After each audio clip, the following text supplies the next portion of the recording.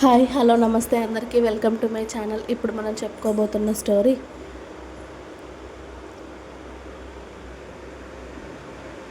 Love you కన్నా episode 35. వదిన, నాకు కాస్త హెడేక్గా ఉంది, కాసేపు పడుకుంటాను, నన్ను డిస్టర్బ్ చేయకండి అని అరిచి కృష్ణ పైన అలిగి పడుకుంది జాను పాప. కృష్ణ వాళ్ళ ఇంట్లో ప్రసాద్ గారు సాయంత్రం త్వరగానే ఇంటికి వచ్చారు. జ్యోతి గారు ఆయన్ని చూసి, ఏంటండి ఇవాళ త్వరగా వచ్చేశారు అని అడిగారు. జ్యోతి, మనం ఊరు వెళ్ళాలి, మా చెల్లి స్వరూప వాళ్ళ ఇంటికి అన్నారు ఆయన. ఏమైందండి ఇంటికి అన్నారు జ్యోతి గారు. స్వరూప వాళ్ళ అత్తగారు కాలం చేశారంట, ఇప్పుడే నాకు మా బావగారు రవి ఫోన్ చేశాడు అన్నారు ఆయన. అయ్యో అవునా, ఎలా అండి అన్నారు జ్యోతి. వయసు అయిపోయింది కదా జ్యోతి, ఇక అవునులేండి వెళ్దాం, నేను ఇప్పుడే వస్తాను అని కిచెన్లోకి వెళ్ళి కొడుకు కోసం కూతురి కోసం అన్నీ వాళ్లకు అందుబాటులో సర్ది పెట్టి, సిరి అన్నయ్య వచ్చాక వాడికి భోజనం పెట్టి నువ్వు కూడా తినేయమ్మా అని చెప్పి, ఇక మేము వెళ్ళొస్తాం సిరి, జాగ్రత్తగా ఉండండి అన్నారు జ్యోతి గారు. అలాగే అమ్మా అంది సిరి. సిరి, మీ అన్నయ్య బయటికి వెళ్ళాడు అంటే ఎప్పటికి వస్తాడో, నీకు తోడుగా జానుని రమ్మని చెప్పు తల్లి అన్నారు ప్రసాద్ గారు. అలాగే డాడీ. సరే అని ప్రసాద్ జ్యోతి గారు ఊరికి బయలుదేరి వెళ్ళారు కారులో. కృష్ణ, హరీష్, శివ, కిషోర్తో కలిసి సిట్టింగ్లో ఉండగా ప్రసాద్ గారి దగ్గర నుండి ఫోన్ వస్తుంది కృష్ణకి. రే ఆగండ్రా, మా డాడీ కాల్ చేస్తున్నారు అని ఫోన్ లిఫ్ట్ చేసి, చెప్పండి డాడీ అన్నాడు. కృష్ణ, నేను మీ అమ్మ ఊరికి వెళ్తున్నాం అని, వాళ్ళు ఎందుకు వెళ్తున్నారో చెప్పి, సిరి ఒక్కతే ఉంటుంది ఇంట్లో, నువ్వు అర్ధరాత్రి వరకు బయట తిరగకుండా కాస్త త్వరగా ఇంటికి వెళ్ళు అని చెప్పారు ఆయన. అలాగే డాడీ అన్నాడు కృష్ణ బుద్ధిమంతుడిలా. సరే అని ప్రసాద్ గారు ఫోన్ కట్ చేశారు. ఏమైందిరా అని అడిగాడు హరీష్ కృష్ణని. అమ్మ నాన్న ఊరికి వెళ్తున్నారంట్రా, సిరి ఒక్కతే ఉంటుంది అని నన్ను ఇంటికి త్వరగా వెళ్ళమని చెప్పారు. ఓ అలాగేరా, ఎలాగో మనది అయిపోయింది కదా, ఇక వెళ్దాం పదండి అన్నాడు కిషోర్.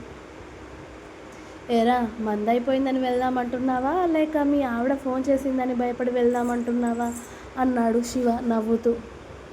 అంటే రెండూరా, ఇప్పటికే 4 సార్లు ఫోన్ వచ్చింది, ఇంకొకసారి ఫోన్ రాకముందే ఇంట్లో ఉండాలని నా బాధ అన్నాడు కిషోర్. కిషోర్ మాటలకి ముగ్గురు నవ్వుతూ, సరేరా పదండ్రా అని అక్కడి నుండి ఇంటికి స్టార్ట్ అయ్యారు. అప్పటికే రాత్రి 9 గంటలు కావడంతో కృష్ణ ఇంకా లేటుగా వస్తాడో ఏమో అని సిరి జానుని పిలుద్దామని ఇంటికి బయటకు వచ్చింది వాళ్ళ ఇంటికి వెళ్ళడానికి. కృష్ణ కూడా అప్పుడే ఇంటికి వచ్చి, ఎటు వెళ్తున్నావు సిరి అని అడిగాడు. అమ్మయ్య వచ్చేసావారా, నువ్వు రావడానికి ఇంకా లేట్ అవుతుందేమో అని నేను జానుని పిలుద్దామనుకున్నాను మన ఇంటికి అని చెప్పింది సిరి. అవునా, సరేలే, ఇప్పుడు కూడా రమ్మనవే, దాంతో మాట్లాడేది ఉంది అన్నాడు కృష్ణ. రే నువ్వు వచ్చాక కూడా తనెందుకురా మళ్ళీ అంది సిరి. పిలవవే నువ్వు ముందు, నేను లేను అని చెప్పు వాళ్ళకి అన్నాడు. సిరి అనుమానంగా కృష్ణని చూస్తూ ఉండేసరికి, అబ్బా నేను దాన్ని ఏమీ అననే, జస్ట్ మాట్లాడతాను అంతే అన్నాడు కృష్ణ. దాన్ని ఏమైనా అంటే నువ్వు ఊరుకొని చెప్తున్నా, అప్పుడే అది ఇంటికి ఏడ్చుకుంటూ వెళ్ళడం నేను చూశాను అంది శ్రీకృష్ణకి వేలు చూపిస్తూ. అమ్మా తల్లి, నేను నిన్ను నీ ఫ్రెండ్ని ఏమననే, పిలువు ఇక వెళ్ళు అని కృష్ణ లోపలికి వెళ్ళిపోయాడు. సిరి జాను వాళ్ళ ఇంటికి వెళ్ళేసరికి జాను తప్ప అందరూ హాల్లోనే ఉన్నారు.